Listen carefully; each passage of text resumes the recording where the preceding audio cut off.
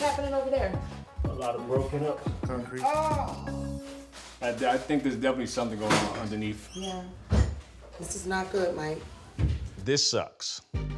I'm seeing cracks in the slab, and as I pull the carpet up, it just keeps going. That's easily a $10,000 to $15,000 job. I mean, there it is. That's the renovation right there. That is what I'm scared of.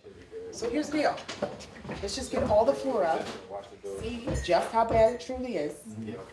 And then we do our best with what we can with the budget that we're given.